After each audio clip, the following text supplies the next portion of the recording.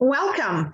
Welcome to Candid Creoles, where we elevate and celebrate Haitian excellence and friends. And the ultimate intention is to change the narrative about our native land, Haiti. Today, we have the pleasure to have a candid conversation with Patricia Brentel. Welcome, Patricia. Thank you. Thank you for having me. It's a pleasure. And Patricia was born and raised in Haiti, and she's been living in the US since 1964. And Patricia is an artist, and her colorful style reflects her native land, Haiti. Influenced by personal and social experiences, Patricia's approach to painting is varied and reflects her feelings at the moment. Most of her portraits focus on the expression of the eyes and tell in one look the subject's story. Her vibrant work reminds the viewer of her native Haiti. Patricia does not follow any particular school, but rather lets her rich culture guide her creative muse. Her paintings are infused with complex symbolisms that seem at first glance simple, but reveal themselves upon further examination. Her style is as varied as her subjects, but she favors bright and vivid colors as she explores the universality of human emotion in every one of her artworks. Many of Patricia's works address strong issues such as nuclear disarmament, the Holocaust, and the Haitian earthquake. Several of her works are featured in movies and grace the covers and pages of books, magazines, and publications. Patricia belongs to several art organizations and exhibits internationally. And we're going to talk about more of that, about her accomplishment and so many interesting avenues her path has taken with her art. So where do we start? So you've been, when did you start painting? I can remember drawing on rocks when I was about 4 years old in Saint-Michel-de-la-Talaye, where I lived. Mm-hmm. And I used charcoal from the kitchen. Oh, wow. And drew on anything I could find, and including the walls of the house, and my parents were not too happy with that, but of course. We don't want those kids to touch those walls. No, but that was my way of expressing my creativity. Yes, I can understand that. And how are you doing? How is your family doing? My family is doing well. My parents are gone. They're no longer with us. Mm-hmm. But I have 3 sisters, and 2 of them live in Florida, and 1 live in North Carolina. Mm-hmm. I have a daughter who lives in Pennsylvania with her husband, and she has 5 children and 1 grandchild. So I'm a great grandmother. You're a great grandma. And I have a daughter who lives in Poughkeepsie, and we saw Ashley very often. She comes down here. She comes every week, twice a week, and we see her pretty often. So. And Ashley is, I missed it. Who do you say lives in Poughkeepsie? Upstate. And that's where your daughter is? One of my daughters, yes. Okay, so she's And the other one that's Ashley? Yes, and the other Okay. one, Sheila, is in Okay. Pennsylvania. Okay, okay, that's nice. So you get to visit. So they're not too far from you being in New Yeah. York. Not too far. Yeah. So I'm blessed like that. Yes, you are, because very often children leave and then they go so far, so you don't get to see them much. I see them. Yes, that's great. And so when you started to paint, you started to write on walls at home. I know many kids have done that, and my children have that for sure. So what influenced you to continue with your painting? Or who, I should say as well. I would say this is something that was in it. It was in me. So the influence was whatever came to me. So whatever I would see would be an influence. However, I have to say that at one time we moved from Saint-Michel, and we went to a pretty remote place, to Pilbara, which is, at the time, there was no other houses there. You know, it was. Is that the area we call Mon Pilbara? Oui. In Haiti? Oui. Where is it in the north? It's on the border of the Artibonite and the north. Okay, okay. You know, but you pass through there to go from Gonaïve to Le Cap. Yes, okay, okay. That's what I remember, because I've been to Cap Haitien. And you have to pass by Montpellier. You go up, and then you're in Montpellier, and then you start descending. Okay, So okay. right up there at that Carrefour, my parents had a restaurant. Okay, okay. And there was really no other kids around for me to play with, to speak of. So a lot of my time was spent just walking around the mountains, you know, and enjoying the sceneries. And I think every time I pick up a brush, this is where I go. Because the majority of my artwork will have those mountains in there. The colors would be colors that stayed with me in those days. So all those early memories are still influencing your art today. Absolutely, they are very vivid, very vivid. Yeah. And the love of country is extraordinarily anchored in me. That's nice. That's nice. We know, like, our childhood is we are a product of our childhood, but some of us have the influence still carry us today. Some we let go, but some of us, it depends on what part of our lives, it's still very strong. And that's what I'm hearing you say in your art. It's still very strong. Absolutely. This is where it shows up, you know. Each person, what influenced them, you know, it comes out different places. For me, it comes out in my art. And because I love the country so much, I love its history. And a lot of my artworks are historical as a result. Yes, you did mention that in your biography, which is, you have so many accomplishments that I couldn't read them all, and I would have loved to read them all, and I trust we'll have time to discuss most of them or some of them depending on time. And you dedicated your art to a lot of historical events. Tell me more about that. Tell me more about that. A lot of my art is deal with Haitian history, you know, a lot of it. But the majority of my art is not Haitian history. You know, a big part of it is. I think artists in general are historians of their times. Mm.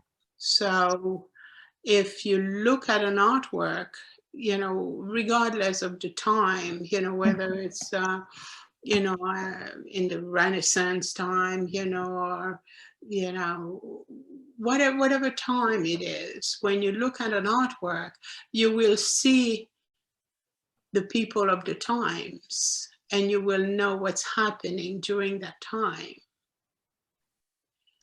Yes. And maybe it's because I never really thought about that, you know, until now. It's possible that because I do not find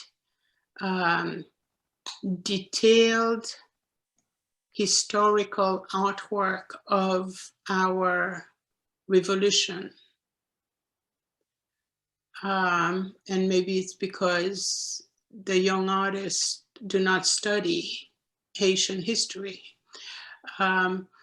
So we do not have all the details of our history. We have the big lines. We have the pictures of the Citadel. We have Christophe. We have Dessalines. What do you think that is? But we don't have details. You know, like for example, as an example, during the Revolution, when the French were, you know, Leclerc, you know, was fighting with we call them, you know, they call them the rebels, but you know, the inhabitants. Yeah, they call them rebels, but who were just trying to get freedom. Exactly. That's all. But during that time, when they came with really the uniforms that they had when they were in Europe. So the uniforms were made of wool. Wool? Wool. Okay. La laine. La laine. Was it la laine? Yes. That's how they did not use cotton over there. Yes. So that was their uniform. So they came to Haiti with those uniforms. So the weather in Haiti is totally different. So they were hot. They were dying in those uniforms. Yes. In addition to that, the mosquitoes came and they were dying also because they were getting fever. La fièvre, fever. Because of yellow fever, because of the mosquitoes. So they were hungry. There was no Napoleon didn't really send money to really keep the troops. I think he felt, you know, that if I'm sending 40,000 people there, you know, it should be, you know, hop and skip, but it was not, you know. And he thought they could be self-sufficient, seems like. Yeah, but they were not. So the women, a lot of the women from the plantations would get food, and they would stand by the road with like the motion, you know, and with some bread, some corn cakes, you know, bonbon l'amidon, you know, and then fruit, vegetables, you know, and some fruit, you know, bananas, oranges, and they would stand and sell that to the soldiers, to the French soldiers, except that they would get paid in munitions. They would exchange the food for munitions. I don't recall studying that in Haiti. That's what I mean. That's exactly what I mean. So that is, I was just asking you why, when you first started, why is it that our artists are not, because you say you don't find many artists portraying the revolution like you, all the details. And I think I just got my answer. There were certain things, details, they don't even if it was our history. I grew up in Haiti. They didn't teach us. I don't recall those details, I must say. Yes. In order to know those details, you have to read a lot of what the historians have written. You know, and you don't just read one book, because one book is one person's idea or one opinion, view, perception. You have to read a whole lot. And all this, the compendium of all these reading material gives you the truth. Yes. The truth is somewhere in the middle. Yes, you can pick and choose to identify what's the truth from all of different perceptions, from all those different authors that are really sharing what they have learned themselves from other historians. That's right. Got it. You know, and it takes time. It's not easy to do, you know, especially for an artist who wants to paint and sell their work. Yes. Taking time from that to read a book is difficult. Yes, it is. The time, the path, the journey. It's a journey. Yes. Really, it's that it's going to take you to get to that point where you said, okay, I read that, now I want to put it in my art. Yes. And then now you start the next step of the work, because the work is not done. Exactly. It's like an infinite game. Yes. You know, it's always moving and evolving also, and then with also current time as well. You know, it's all part of it all. It's fascinating. I love history, and I can see behind you, you read a lot. And I get that. I am an avid reader since I was little, because when I was in school, we used to, our school always, you had to take a book at the library once a week, and then bring it back the next week. And then what we used to do amongst us children, because all of my friends will love to read, and those were fiction books, by the way. Now I don't read fiction much, but it was, we would exchange books amongst us for within the week. So instead of reading one book, you might be reading 4 books. Right, exactly. We used to do that. So that's really fascinating. I call, sometimes I say of myself, my magnificent obsession is reading, because I am fascinated with how you can have it's as if you're having a conversation with the author, and then to hear the author's thoughts and all of that. So it's fascinating to me. Yeah, it's fascinating. So the merchant was selling in exchange for ammunition. And they would give those ammunitions to the slaves to fight. I always thought so the women, you know, and that's one little stickler with me, you know, because a lot of the revolution speaks of the men. They don't speak of the woman. And nous sommes voyants. But the revolution could not have happened without women.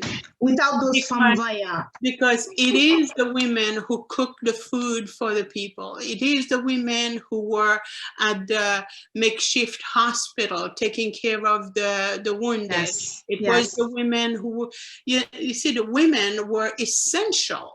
Yes. To the revolution. Absolutely. Now we only have a few that we mention, you know, like Catherine, c'est ça? Patricia is one, you know. We don't talk about them. Défilé is one. We have Cécile Fatima, you know. So we have a few that are named, but there are a few among thousands. Those that we will never know about, who played a magnificent role. Crucial. And crucial. Yes. And also undetected. Yes. Undetected. to the success of the revolution. Like a lot of the women, instead of they would use their bodies in order to get information. So they would go with the soldiers, and have them drink and get information from them. So they chose to be a certain archetype. Absolutely. Yeah. In order to get the information they needed at that time for the good of their lives depended on it. Yes. Oh, the stories that we will never know. So these actions are heroical. Absolutely. They are the backbone. Yes. Of that revolution, and whether we know about them or not, but that was crucial. Yeah. And the fact that it went undetected, it was primordial to keep it that way. Yeah. Now some of them did, fight. Yes. In the war, you have Sanité Bélair. She did fight. You have Marie-Jeanne Lamartinière. She did fight. You see, you have those women who did actually were in the battleground, on the battleground. But most of them were undetected. Yes. Yeah. That's fascinating. And a lot of, I'm here in the United States, I'm not in Haiti. My art is seen in the United States.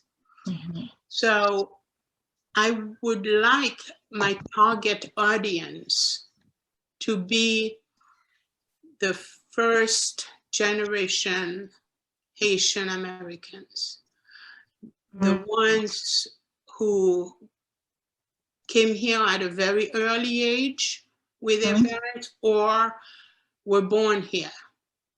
But they are Haitians because at home they have the griot and poisson juricole, and the banana and all that. That's what they eat at home. Like my kids, they were born here, but they love mommy's rice and beans. Yes. Haitian.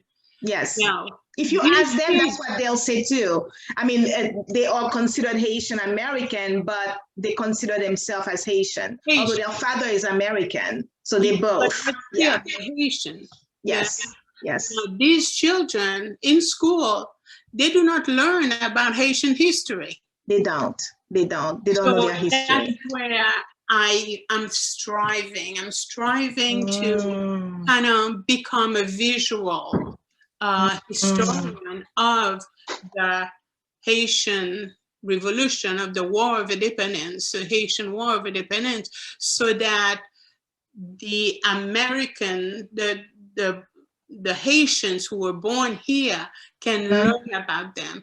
They can see an image and say, oh, what's that? Yeah. And learn about their history. Yeah.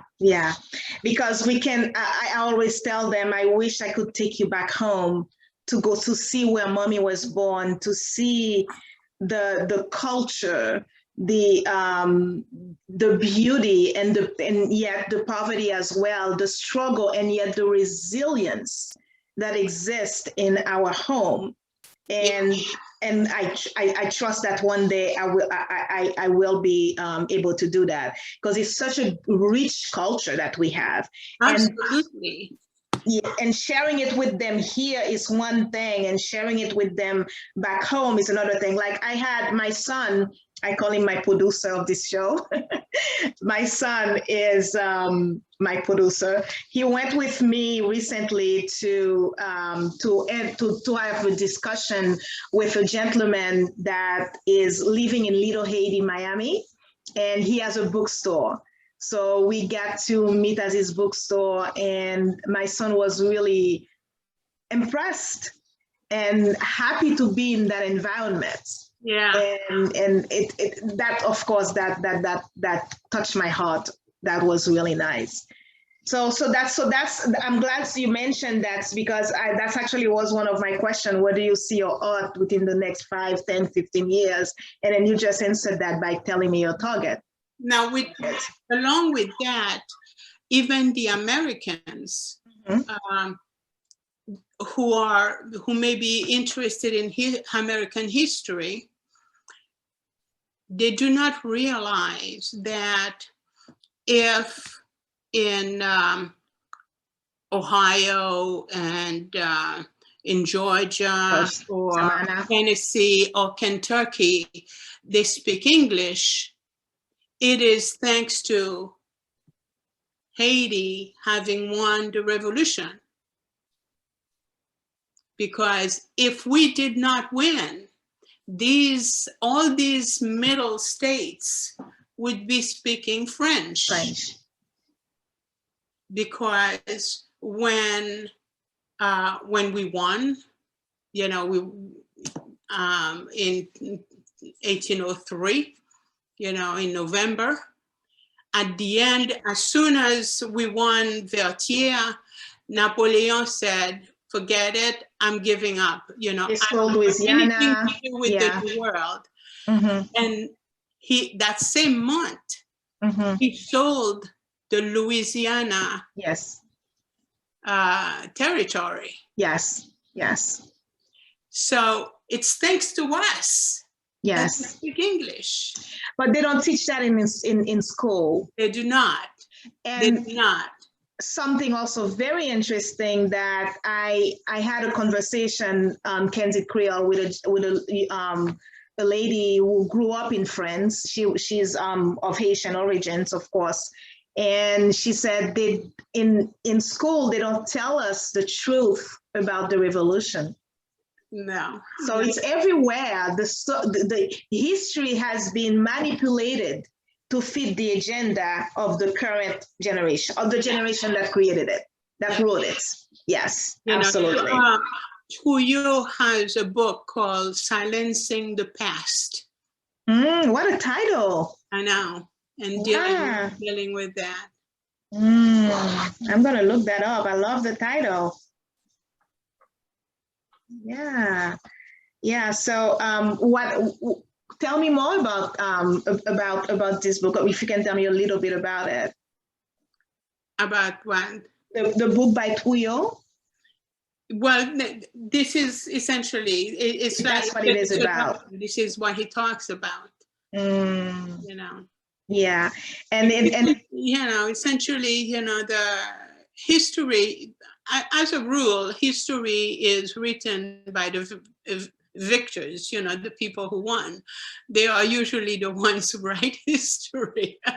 Yes. But then even though we won, because we were chastised because of our victory,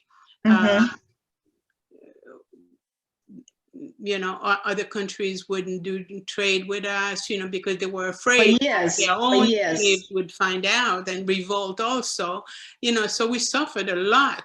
Yes, we did. Yes. Because we won. We became a threat, really. Yeah, and absolutely. That's what it was, because if we could have that revolution in that time, in the 1800s, and win, and we were slaves, and they were afraid of what will happen next to the other colonies, to the other, and America still had slavery. So now you have to think also between the time of the eruption after the Wakaima, you know, and the victory at Vertières, that's 13 years span. You know, so a lot happened during those 13 years. Yes. You know. Yes. A book that I would suggest for you to read is called, it's a trilogy. And a cousin of mine suggested it to me, and I'm forever grateful to her. And but the first book is really important. It's called All Souls Rising. All Souls Rising. Yeah. Okay. Perfect. Thank you. And it's Who's the author? Who's the author? Smart Bell. Okay. And it's set a little bit as a historical novel to make it easy to read. So, like in the first couple of chapters, you meet a plantation owner who's cruel, and you see how he acts with the slaves. And also you have an idea of how the slaves lived and how they worked in the plantations and how the plantation was divided. You know, on the second chapter, you meet a marron, an egg marron, you know, and how he has to always be hiding. You know, the group has to move from place to place because the Marie-Chaussée, which is those paramilitary people who run after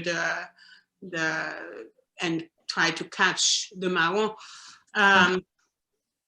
You know, so they had to go places where the Marie-Chaussée would not actually go because horses don't go there, you know, but their lives was always a life of moving. They could not stay in one spot. Let's make sure we tell. Stealing because that's how they would get food.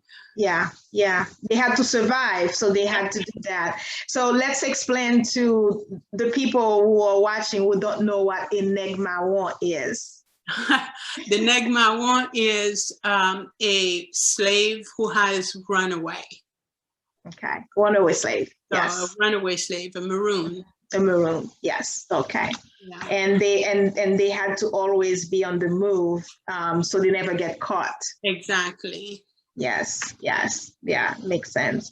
It's you've done so many researches. I can see that. I can talk to you all day. Because that's my thing.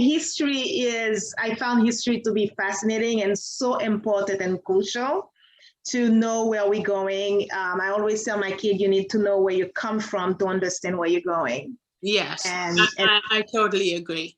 And yes. This is why after the earthquake, I went back and I was going to ask you that. So, started this non-profit. Okay. It's called From Here to Haiti. And we repair Catholic churches and schools and so forth. And how is that? Is it still going? Yes. Yeah, we celebrated, last year we celebrated our 10th year anniversary. Oh, 10th year. Yes. Yeah, okay. And how is that received by the people? I'm sure they are happy.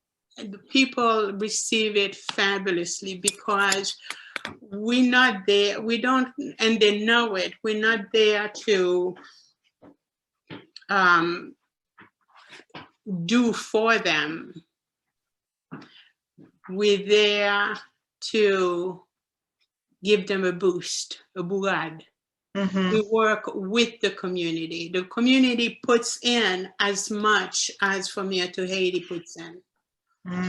So we work together. And how do you raise funds to support the nonprofit organization? We have a yearly art show, and we could not do it the last 2 years because of COVID. We have Is it in Haiti? No, is the art show in Haiti? Okay. We have a walkathon, and again, the same thing. We were not able to do the walkathon for the past 2 years, and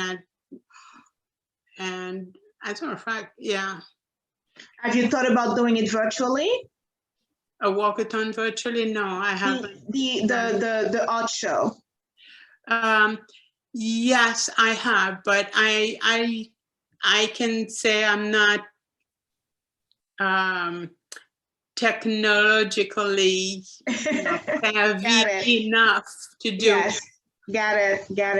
Yeah, that's because a lot of organization, that's why they had to do because of COVID. Yes. You know, it's some people could not see each other, and so they pivoted to doing a lot of things virtually. I would have to do that, but I would have to find a volunteer, because we are all volunteers.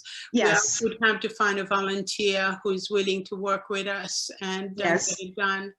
And then we have a gala, you know, and again, the past 2 years we could not do it, but we're going to try to do it this year in November. And so it's going to be in Haiti? On November 5, we will have it here in New York. Oh, it's going to be in New York. Okay. And then that all profits goes for the foundation. Yes. Okay. And I donate the majority of the proceeds of my artwork also from here to Haiti. Yeah, I saw that on your website. That's really admirable. That to be able to do that, that's awesome too. Well, yeah. You know, it's like this, you know, when you have enough, you know, what are you going to do with the rest except hope? Right? You can take it with you. You know? Yeah. That's really great. You know, I have a pair of shoes. I like it. You know, I don't need 10 pairs of shoes, you know.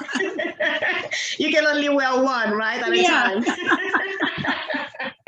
I remember, it's funny you say that, because I remember like once upon a time I was looking at Will Smith, the actor, history, and he went bankrupt at some time at the beginning of his career. And then he said his dad used to tell him, why do you need so many cars? You only have one butt. Where are you going to put them on all those cars? He said he didn't get the lesson then, but when he went bankrupt, he got it then. Yes, and then he has to start over, of course. But now he's fine. Yeah. So it's I was looking at your art. I'm looking at my other screen here, and you have a lot of art also dedicated to Christianity. I noticed that as well. Yes. So it's I have a particular devotion to the Virgin Mary. I see that. Yes. And my virgins are the Haitian. Got it. And the setting is in Haiti. Got it. I was speaking with a friend the other day, actually this week, and we were talking about about the Virgin Mary. We're talking about that, and I was telling her like how my mom used to always have a rosary in her hands, and then and I kind of find myself doing almost the same thing. And I said, like they say, like loving plus âgé ou concours maman. Yeah, that's right. Yeah, you become your parent, so it's like we were cracking up. It's like I said, it's not a bad thing at all. No, it's not a bad thing. Yeah, definitely. So it's your art, and tell me more about. You also focus your art on the Holocaust. Tell me more about that, and why is that? Yes, this really came by invitation. A friend of mine, worked with the Holocaust Center in Manhasset, and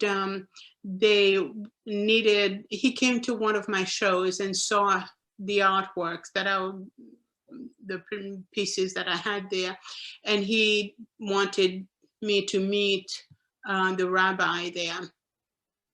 So, well, he's not a rabbi, he's a director, Mm-hmm. And so I met him, and he was gathering some artists to work on one particular person, and do artwork based on that one person, Janusz Korczak. And Janusz Korczak is a man, he was Catholic, and he was a doctor. And he was taking care of these kids, this orphanage. And when it was time you know, to send all these kids, and they were all Jewish. So to send these kids to the ghetto so that they can go on the train and be brought over to Treblinka to be killed. You know, he was approached by the Germans and asked, you know, if he wanted, not because he was not German, he was not Jewish himself, if he wanted to stay. And he said, no, I will go with my children. So he went, and he died. He was killed. Yes, he was killed in the ovens, along with the kids. So I did a piece that represents, you know, Yannick Korczak. And they liked it so much, they invited me again. So I have a few pieces there. One is about Yannick Korczak. Another one is about the rescuers of the Holocaust, because a lot of people saved, and people, there was a Pope, there was, you know, people who had a lot of money, you know, like Schindler, you know, a lot of people who were very poor, you know, who had just a little farm. And what sometimes, you know, we don't realize is that if you hide, you know, like Anne Frank, you know, if you hide one person and they find out that you hid that person, not only do you get killed, but your whole family gets killed. And the whole village gets killed, gets executed. So it was huge for somebody to decide that they were going to save somebody. Yes, you know? yes. So I tried. You're putting everybody's life. You're not only putting your life in danger, but your family and the whole. Exactly. The whole town, yes, the whole community. Because they know everybody was part of it. Even if they didn't know, they blamed them all. Exactly. Yes. So I created an artwork that has, you know, I asked myself first, what was the goal? The goal was to eliminate the race. And how would the race have a better chance of surviving if I save an 80-year-old man, or if I save a 2-year-old child? So, becoming pragmatic, I decided saving the 2-year-old had a better chance of preserving the race. Yes. So I found more than 50, but I selected 50 people who saved children. So they're standing in a robe, in a saint's robe, with their names at the bottom of the robe, and on their shoulder is a child. And that child holds the Star of David. Oh, wow. I saw a movie recently about a woman who saved the children of that time, and thank God she was arrested, but thank God she was also released. She didn't die, and she lived to tell the story and how she did it, and how her family she put her family's life in danger, and everybody around her was killed. Absolutely. You know, it's exactly what you said. Very courageous thing to do. Extraordinarily courageous. Extraordinary. And because you are not only putting yourself in danger, since you're also putting the community in danger, the community might either tell on you to get rid of you, try to get, you know, so it's like you're dealing with two sides that can get that can potentially be both against you. Yeah. So that's huge. That's to me, that's beyond courage.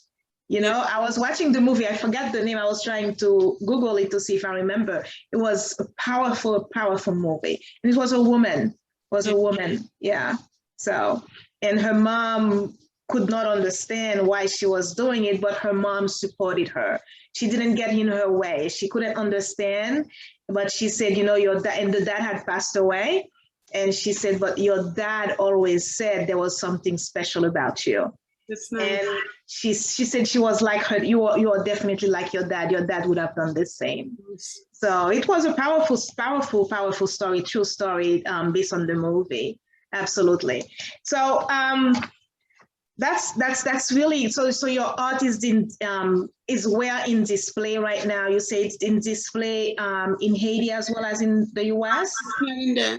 Not in Haiti, not at all. You know, in the US. Only in the US. Yeah. Okay. I had shows outside of the US, but Okay. and so the people who purchase those artworks, you know, they have them in display somewhere.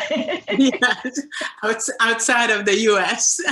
Yeah. So when you have the gala, please post that on our page so people will know about it. I mean, you can post, you can definitely post anything, especially we can have another. I'll contact you beforehand. Yes, and then would love to have another talk about that, so we can, because it will be posted on YouTube as well when we have our talk.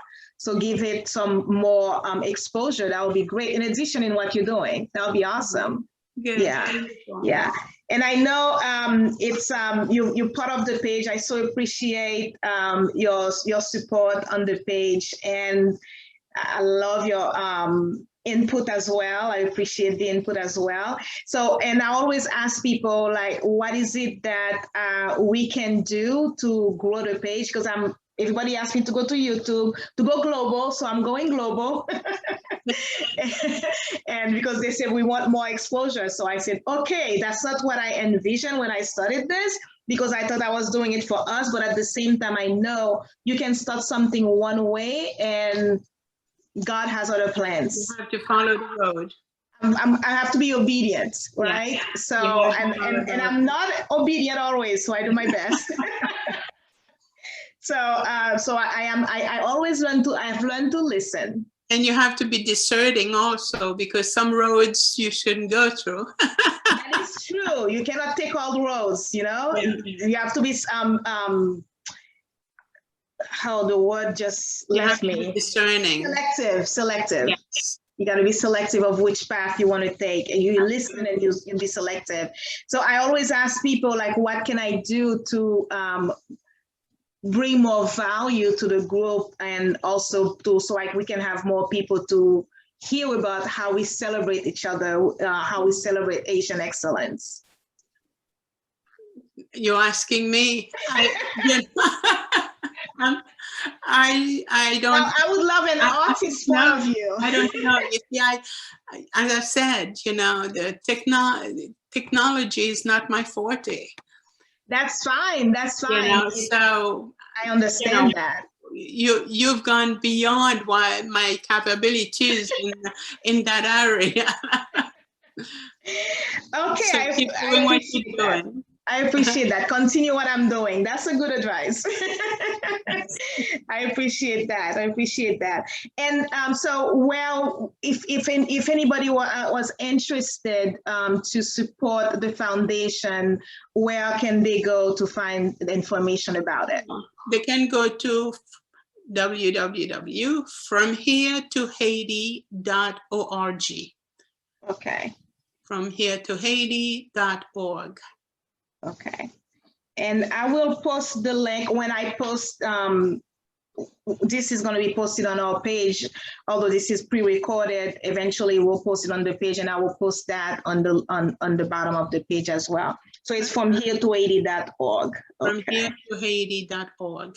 Yeah. Okay. And you have a gala coming. Website, and they'll find all the information. Also, they'll see all the work that we've done, some work that needs to be done, Mm-hmm. you know, and yeah, and they can contact us from there. Has there been any work that you've done that has been destroyed after? No, I hope not. No. Everything has been kept. Yes. Okay. Yeah. You see, something that I do with the people that I meet over there is that I keep in touch. you know, so once a while we talk to each other. Okay. Okay. You know, and they send pictures, you know, and so the maintenance portion, you know, is taken care of with that. Okay. Because it's not, you know, what I hear all the time from, you know, people when I ask them about a construction that's started that seems not to be finished, and it doesn't look like they intend to finish it. And I asked, you know, what was that? I said, no, blanc yo vini, yo fait ça, puis allez m'attendre encore. So this is like the story of their lives when sometimes people try to help. So we turned it around. They are the ones doing the work. So when things start going bad, it was their sweat that made this happen. So they will not let it go bad. Okay. Because it was like you said, it was they have a stake. They invested. They have a stake. Yes, they have a stake in it. Yes, because they invested their time, their sweat. Right. Exactly. And so the value changes. Their perception of the value changes. Absolutely. Yes. You know, because we repair. We repair. We do not do new construction. Mm-hmm. However, we will help a parish finish. So if they say, if we receive something, you know, that said, we need, can you help us construct this? You know, I'll tell them, you do the walls. When the walls are done, and maybe you do the framing, send us the picture. Mm-hmm. And then we'll give you the toll. Got it. So you have to move forward to help you. So we did not do it. They did it. They did it. So you were just helping them complete it. We gave them a murad. Yes. Yes. And that's completely different than studying it for them. Yes. That's completely different. We have no word in what they want to do. Yeah. Because I've learned that from the earthquake. Mm-hmm. You know, because very often, you know, a lot of NGOs would go and tell the people, you should do this, you should do this, you should do this. This is what you need, you know. And they would do it, and the people this is not what they wanted. That might be what they need. They don't care for it. But yeah. They don't care for it. Because this is what the diaspora feels that they need. It's not what the people there know they need. That they need. Got it. And that's a crucial difference. Yes. For longevity on that project. Absolutely. That's what it is. Yes. Absolutely. Yeah. Get that. That's beautiful. So, and we're going to wrap up. And so we talked about where you see your art, who you would love to target, which was one of my question to conclude. So it's really, really good to see that you would love to see the Haitian American, the children of the Haitian American as well, to know Haiti through art. Yeah, I think that's a beautiful statement. That's know their history. Yeah. Know their history. Know their history through art. It tells it all. Yeah. And so what one word would you describe your life? I have two fun questions that I like to conclude with. What one word would you describe your life? Yes. I am blessed. One word. That's beautiful. That's beautiful. and you are blessed, and then you are paying it forward as well with blessing each other. You know, blessing others. Back. Blessings, Yes. Or forward. I like to say forward. When blessings do not remain in the person, it's like love. You see? Yes. Love. Yes. Love does not exist if there are not others to share with. It is not True. love unless it's shared. So it's unless not it's shared. I've blessing. never heard it said this way. Yeah, yeah. So it's blessing. Yeah, that makes perfect sense. Perfect sense. What one word will you describe? What one word will you describe Haiti? Wow. It's a paradox. It's a paradox. Yeah. Tell me more about that. Why you choose that word? Yeah, don't ask me to explain. You know, I could say te glissé. I think te glissé makes perfect sense for all those of us who speak Creole. Yeah, but it's so good. It's so good, Haiti. It's so good. And at the same time, it's so bad. And that herein lies the paradox. Yeah, I get that.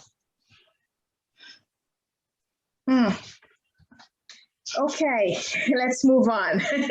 What advice would you have for Haitians? Specifically, it could be the diaspora, or it could be specifically the Haitian of Haiti. Advice on was advice.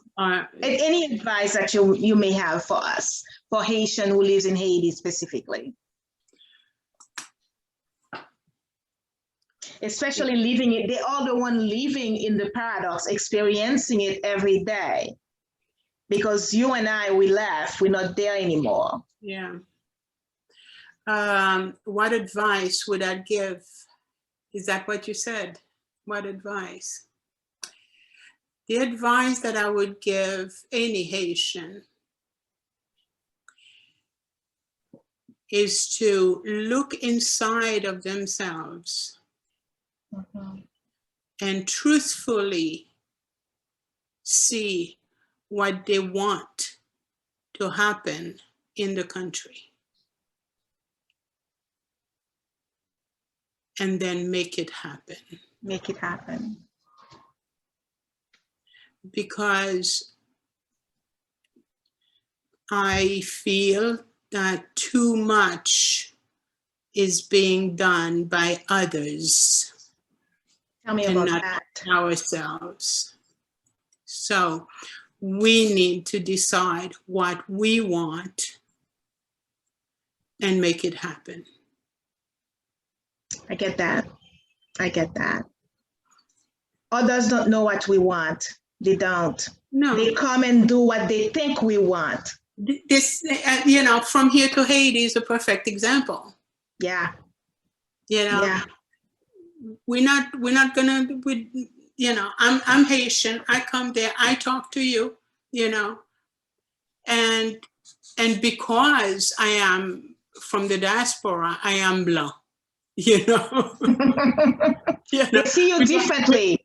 Regardless of the color. Yeah, they see you differently. They see you differently. You came from abroad, you live over there, you came here, you're blanc. You don't know our life. You don't know our life. And they're actually right. They're actually right, because I don't know what they're going through. Yes. I don't. But so they need, the same way that they tell me, and from here to Haiti, they tell us, this is what we need. How can we get it done? Can you help us do this? And what is done is what they want, not what we want. Yes. They need to do that with the country. Yes. And what is done is, like you did with your organization From Here to Haiti, is done by them as well. Absolutely. And for them. Yes. Yes. Then they are invested personally Absolutely. in the work and the longevity of the work. Yes. So if they decided to do this as a group, I mean, look at Rwanda. Mm-hmm. Rwanda now is a gem. It's the gem of Africa. And look at they went through. You see what they went through. Yeah. But why? Is because the people decided, we're taking this over, we deciding what to do. Yes. And we need that. So it's not like it cannot be done. Oh, it can be done. It can be done. We just have to make the decision. Yes. To put Haiti first. Yes. And bring it to and we have to believe in ourselves. Yes, that we can. That we can. Gotta believe we can. Yeah. And because we can. Because we can. And that is so powerful. I'm having goosebumps because that's exactly why I created this. So that's exactly why I created this. When I said for us, for the world narrative to change about us, I said we're starting the group with us because we first need to change our own narrative about us. Yes. And when we do that, the world will change. We got to look in the mirror first. Yes. And when we do that, we will be, yeah, that's perfect. There is a sequence that needs to happen. We need to know who we are. Yes. And act as such. Once we know who we are, then we can look at others. And once we can look at others, others can look at us. And when they will look back at us, they see us the way we are. The way we are.